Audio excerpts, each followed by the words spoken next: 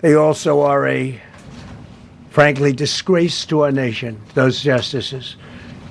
They're an automatic no matter how good a case you have. It's a no. Decir que está molesto Trump You can't knock their loyalty. es simplemente expresar lo evidente.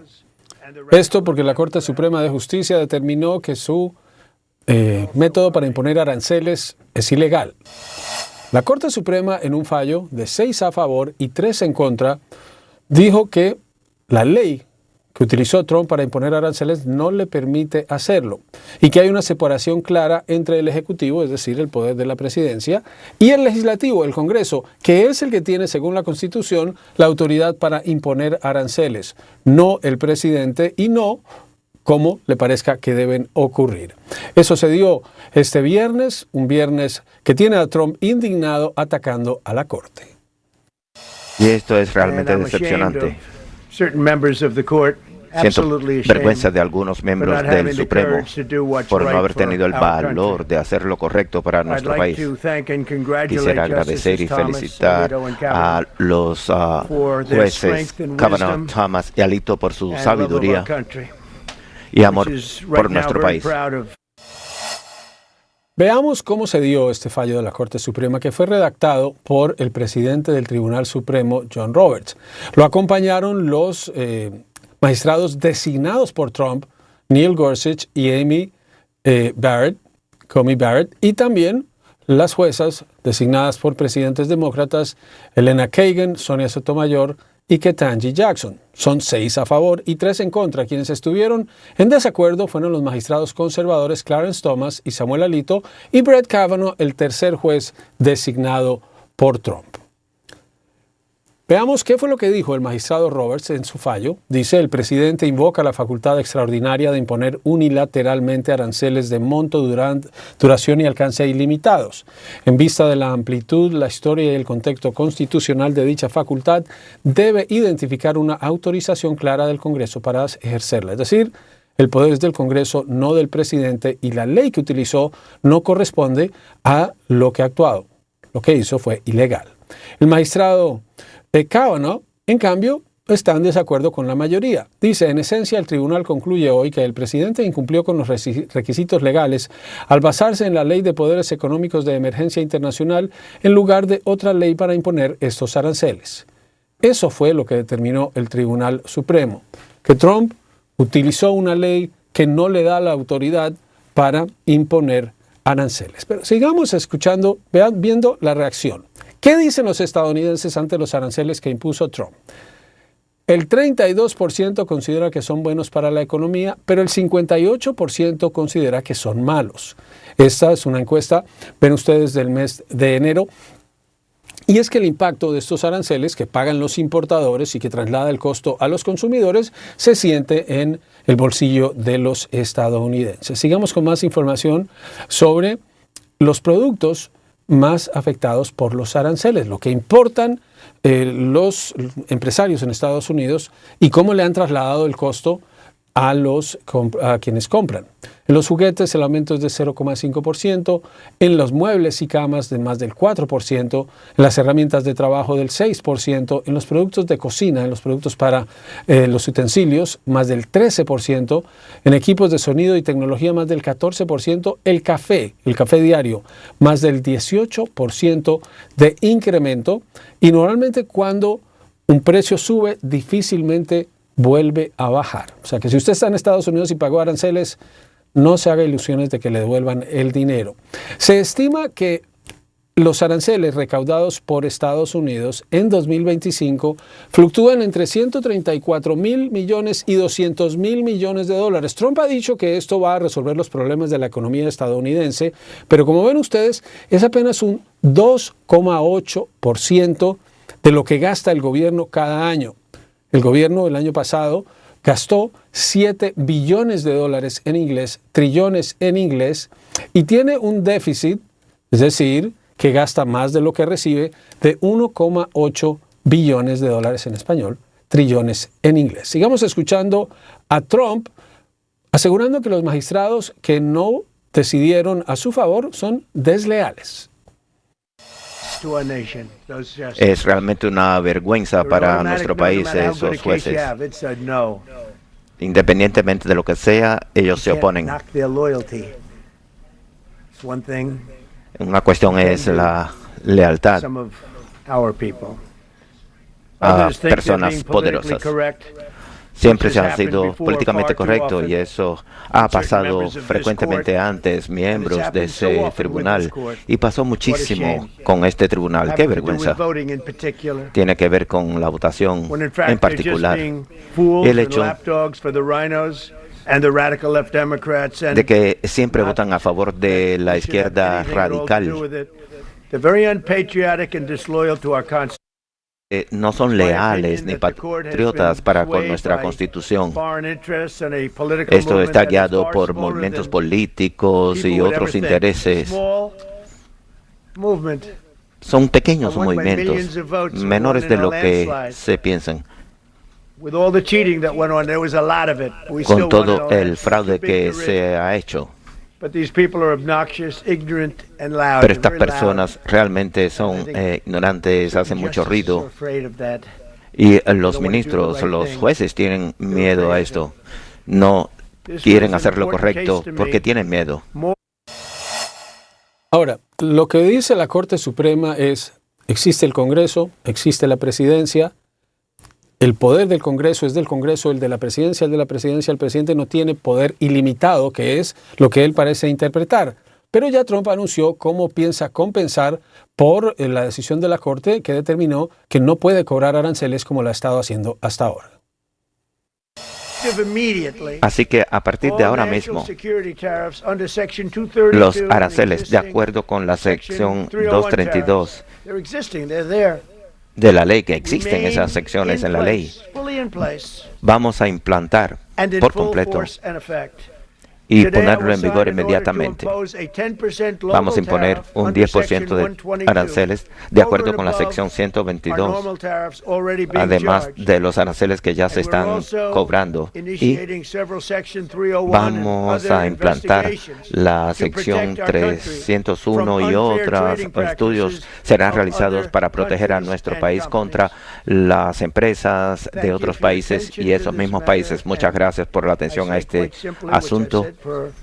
Trump, dos medidas, dos leyes a las que va a acudir para imponer aranceles. La sección 122 de la Ley Comercial de 1974 le permite poner aranceles hasta de un 15%, pero tiene un límite, 150 días para que sean renovados. El Congreso debe aprobarlo.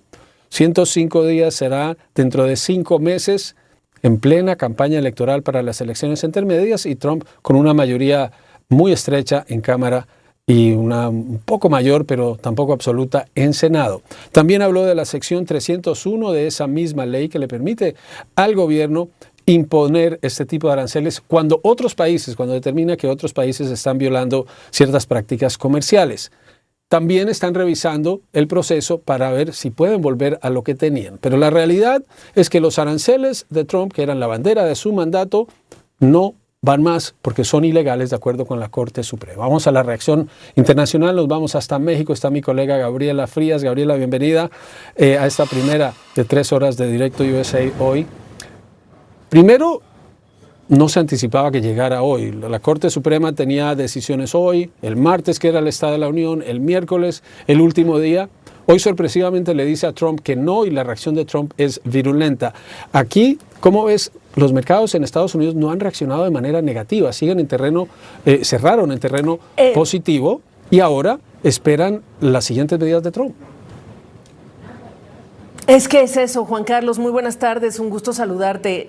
Hay que pensar en dos cosas. Primero, para los inversionistas esta es ya una decisión que habían descontado en relación con este reclamo, este recurso interpuesto ante la Suprema Corte de Justicia, por lo tanto están celebrando los mercados. Y te doy un ejemplo, el US Chamber of Commerce, que es el grupo empresarial o la cámara empresarial privada más grande de Estados Unidos, también celebra porque dice, le da certidumbre a los negocios y a los consumidores. El El promedio industrial Dow Jones, el Standard & Poor's 500 y el tecnológico Nasdaq están cerrando en terreno positivo. ¿Qué quiere decir? Que aun cuando ya se venía esperando este fallo desde hace días, se esperaba que fuera en este sentido, que se declararan ilegales, la facultad del presidente Trump para activar aranceles. Esto por un lado.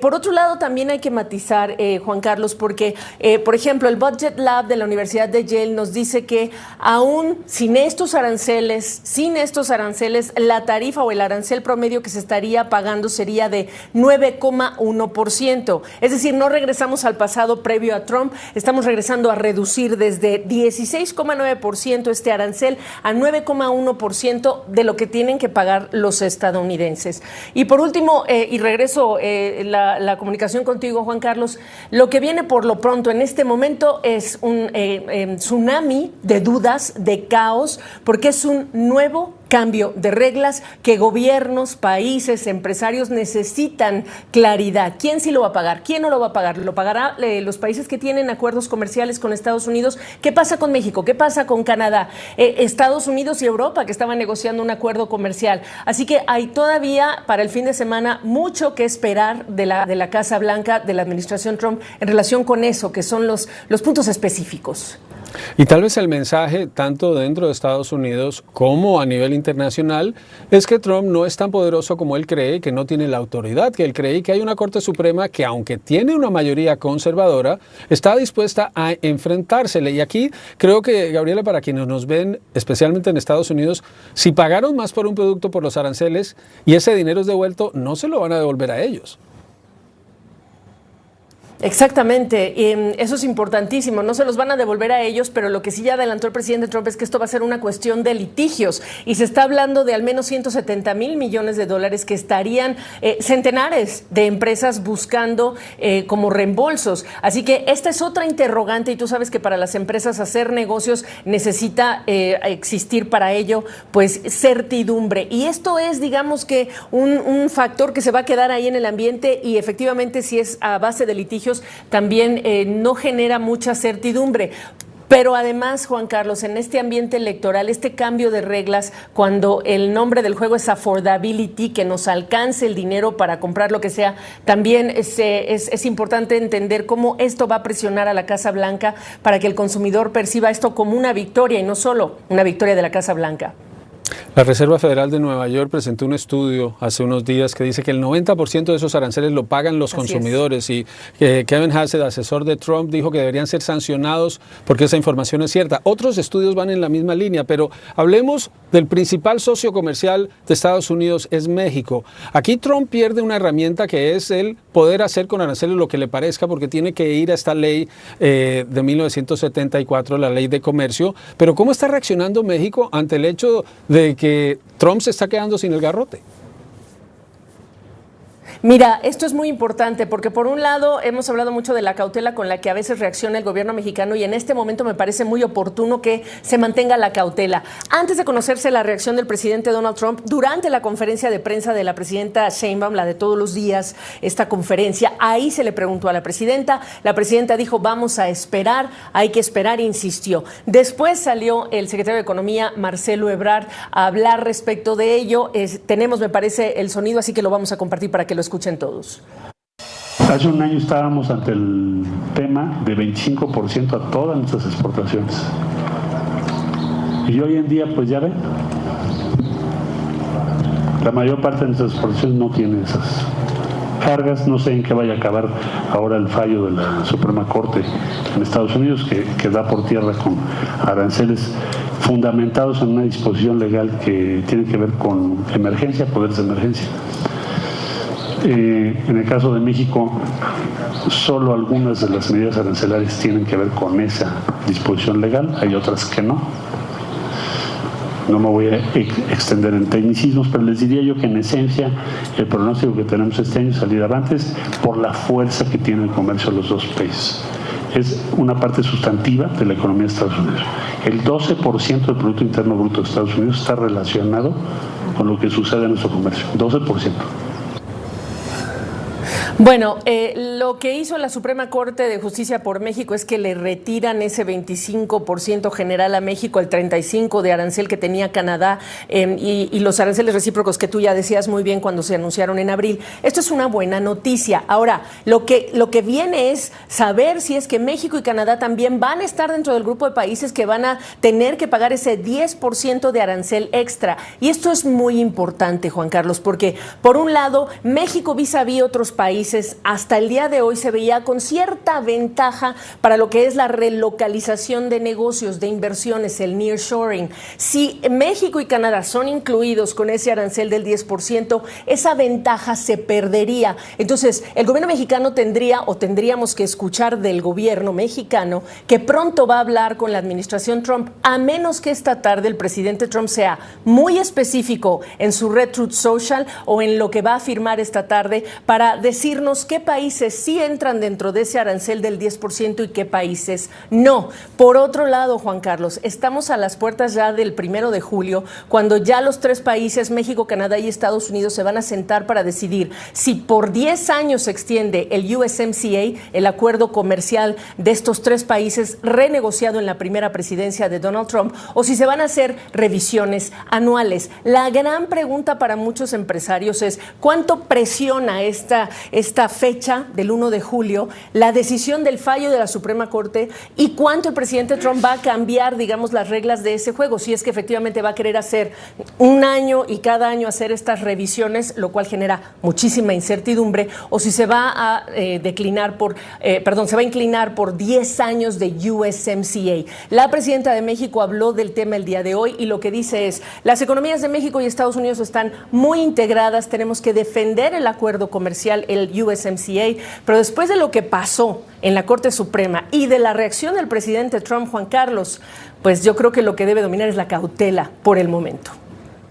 Y la reacción de Trump, pero lo cierto es que perdió la herramienta con la que había ejercido el poder en estos primeros meses, en este primer año de la presidencia, que es usar los aranceles a su discreción y capricho. La Corte Suprema le dijo, no lo puede hacer. Muchas gracias, y por Gabriela. último, Juan Carlos, no olvidar lo que tú decías. Ay, perdón. Pues no olvidar dale. Solamente los aranceles sectoriales. Gracias. Solamente para nuestra audiencia, no se van muchos de los aranceles, tú ya lo dijiste. Tenemos aranceles sectoriales, tenemos aranceles, por ejemplo, a productos de autopartes, aquellas que no son de Estados Unidos. Tenemos aranceles al acero, al cobre, etcétera. Así que hay otro universo de aranceles que no se tocó y que ahí están. Regreso contigo, Juan Carlos. Y cuando uno revisa la magnitud de lo que son los aranceles contra la economía estadounidense, el déficit anual son una gota en un balde que usa Trump como retórica, pero que en realidad no tienen un impacto ni podrían. Él le había ofrecido un cheque de $2,000 de reembolso, no alcanza porque no es tanto dinero. Muchas gracias, Gabriela Frías, desde Ciudad de México.